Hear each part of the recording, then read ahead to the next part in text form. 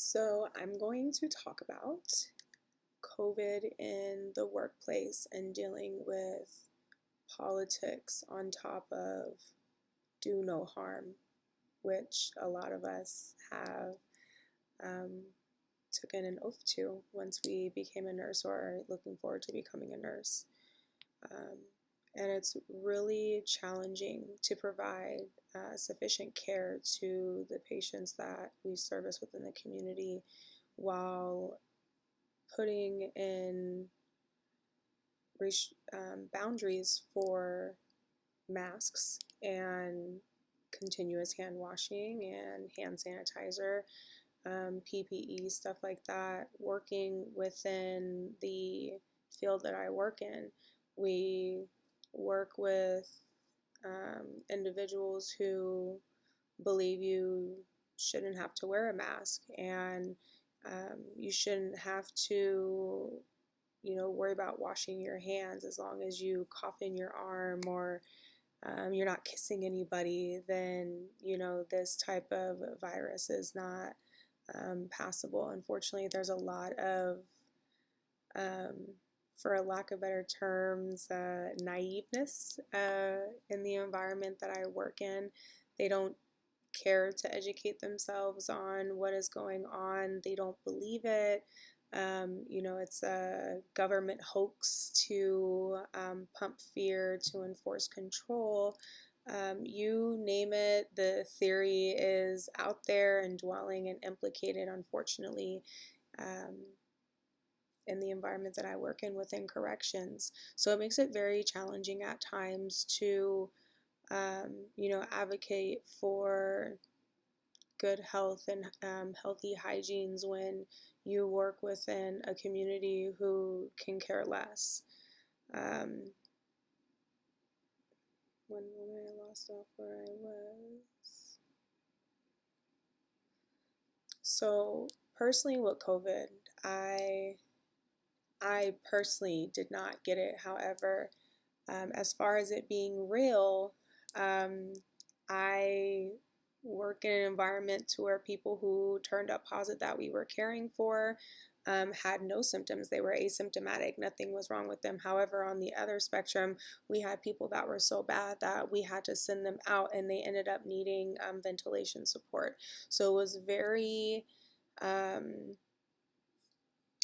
wide spectrum of what we've seen with positive patients. On a personal end, my um, family, a couple of people in my family, I won't disclose exactly who, but first generation relatives, they got affected with COVID, and I seen them so sick and needing inhalers, never needed inhalers in their lives, never had any type of serious illness to where they were literally in bed, could not eat, could not smell, didn't get their taste back for almost a month after quarantining for their time after getting positive results of COVID. It was really, really hard. And in a household where it's kind of multi family and you see every single person in that home affected from the oldest to the youngest was really heartbreaking. And it affected me because this is where my daughter went um, for support while I was at work. So she could no longer be there. And, I had to find creative ways to implement childcare at the same time, protect my daughter safe wise from just the community in the world and me working within a COVID filled environment. It was super, I mean, it still is super challenging to come home and just immediately, um, stripped down from your work clothes and disinfectant spray on the bottom of your shoes and just those things that we I never thought of before, never even thought it was of importance or implementing it before. And now I'm so over the top with it because I cannot afford for my child or for myself to get sick. um, a lot of places do not have COVID sick pay or family leave in place. now that the government no longer has made it mandatory to supply that support. So it's definitely even more of a higher thought to, definitely protect myself. Um, and how I took action once all that simmered down within my family is, I really kept me and my daughter, away if it wasn't going to school or coming from work.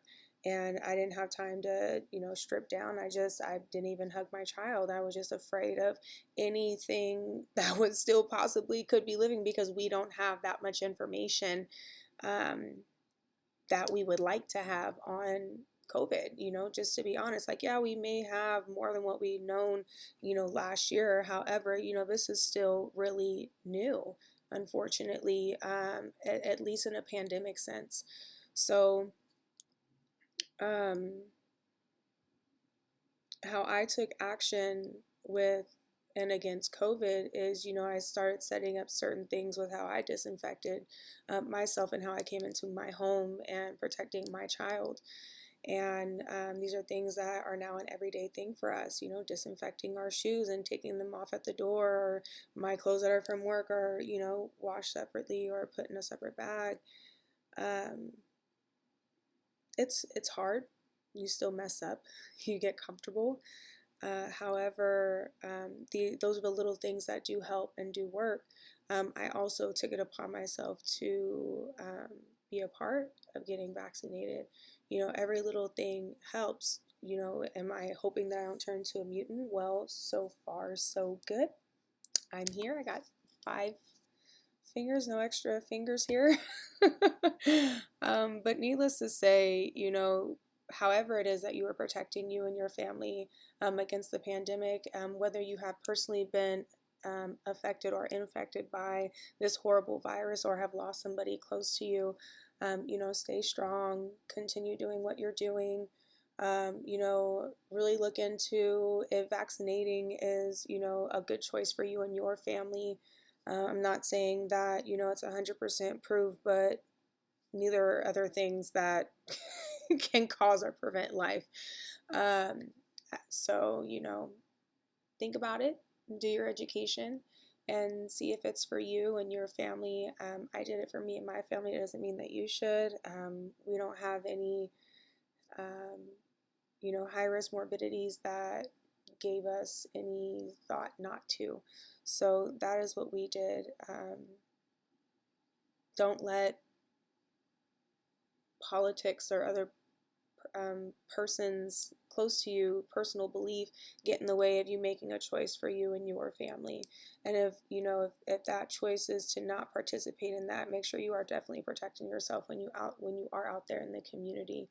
Um, you know, Wearing a mask, definitely washing your hands. These things, no, they are not 100% effective. However, they do help limit, and they do help, slow down, the virus that is trying to overtake all of us. Well, I hope you enjoyed my TED Talk and took some information from it. Have a good evening, and thank you so much.